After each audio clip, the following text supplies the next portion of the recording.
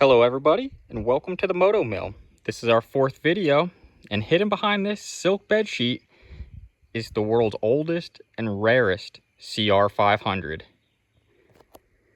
I know everybody likes the big 500cc super horsepower machines, and you guys are going to love this one.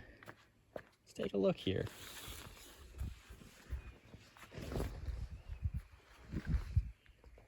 Probably not quite exactly what you were expecting it to be, because truthfully, this is a 500 CR, not the later Honda CR500. This is a very, very special Italian boutique bike. Early 500cc machine, 1978. Men like Corrado Matti rode this bike to great success.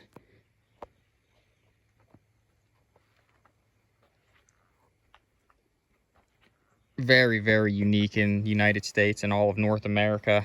Even in Europe, I don't think there's too many of these.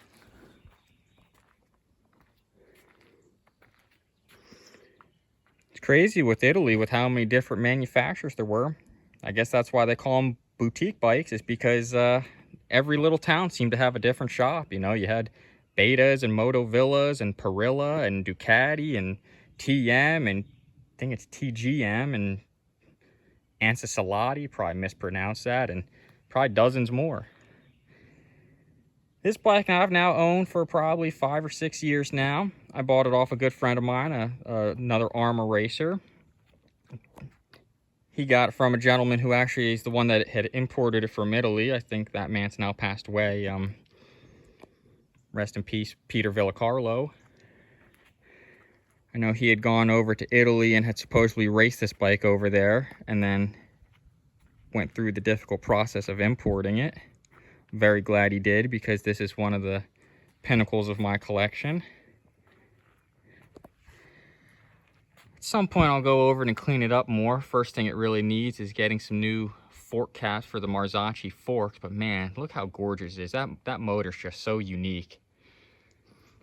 Now you can see things that people have done to it. I'm not sure if Peter did it or if somebody else had done it, but they welded on little foot peg extensions to it. Made them a little wider.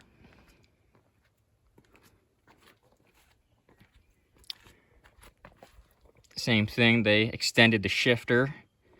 I guess that was set up originally for a size 7 women's boot or something like that. Couple things on this machine aren't entirely perfect, like as you'll notice that. I believe that that's probably off of a 125 or something like that. They probably damaged the stator cover at some point.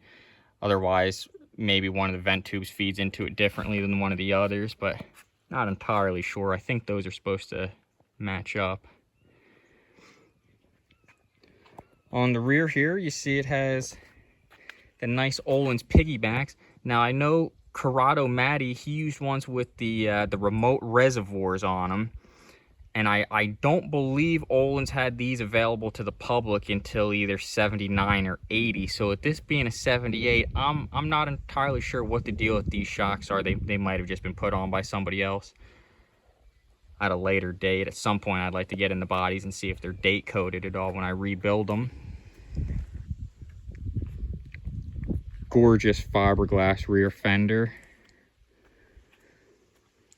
The one thing about the machine I probably like the least is the fact that it has a cable operated rear brake, and on a lot of those cable operated ones, you know, it leaves a lot to be desired. I finally got this one working pretty decent, but still not entirely where I'd like it.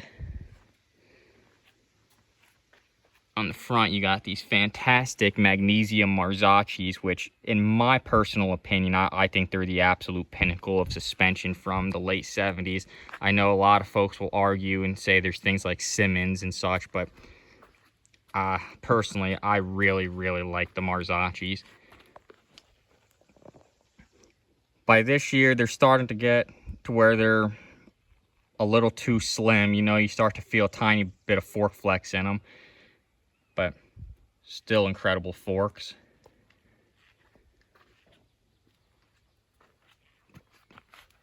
Bike came equipped with a chromoly frame, Motoplate ignition, and once again, Motoplate is one of my personal favorites. I would not change a Motoplat out for anything. I don't believe there's any ignition out there that's better than a Motoplat. Even today, I'll run a Motoplat until I die.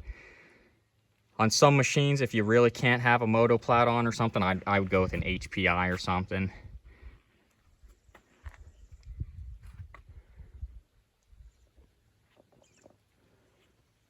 For controls, we got Tomaselli clutch lever, Tomaselli brake lever. Now this bike is sporting a Magura Whirlpool throttle. Originally, I believe it probably would have been a Tomaselli unit as well.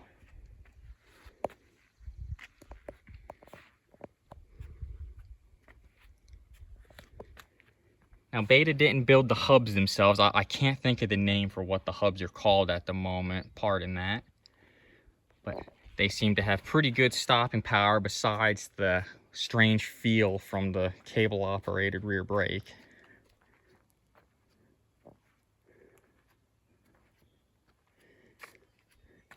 It's kind of like the old CZs where it's got a belt holding down the gas tank.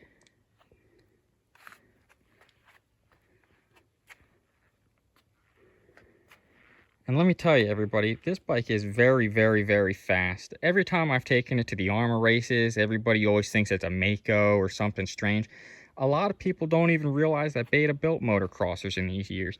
In fact, I remember when they started racing them in Supercross recently, and they started talking about that being Beta's first dirt bike. And I just couldn't believe the announcers didn't know that they did used to have a machine like this.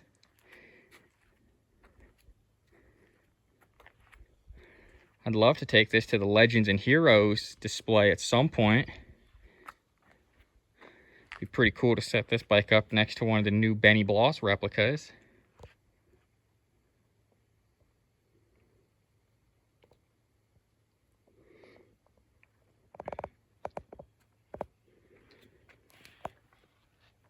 For the carburetor, it's featuring a Del Orto. It seems to be jetted really, really good. This bike is incredibly, incredibly crisp. Really starts easy, really, really runs great. Now, I see that Del Orto also had a magnesium GP carb, so at some point I might buy one of them and put it on just to be even more exotic than it already is. Because I think this bike's probably pretty out there. I don't know of many bikes that are more exotic than this besides full-blown factory works machines.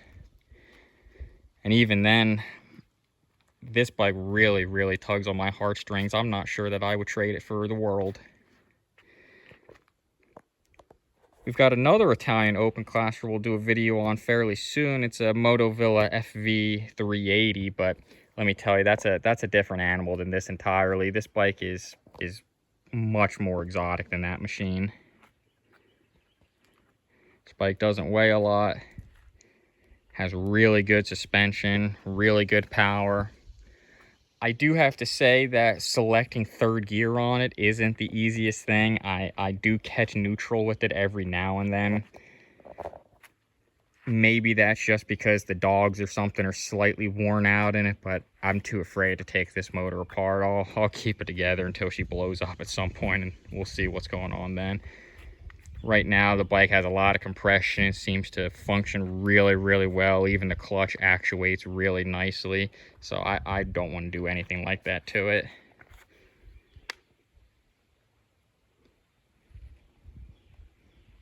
Just want to get you guys some good views of all this stuff on it. Even things like the rear axle here. Pretty cool. And the chain slider.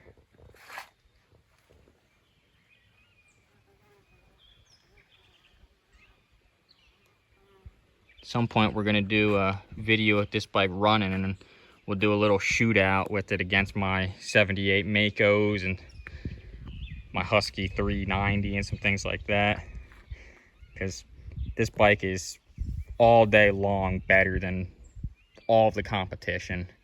People will tell you that they stole this design and everything from Mako, but that's not true. If you compare the two, these are two completely different bikes. Everything about this bike is unique. Really, really special machine. Well, guys, if you like this bike and you want to see more videos of it, please subscribe. We could really use it.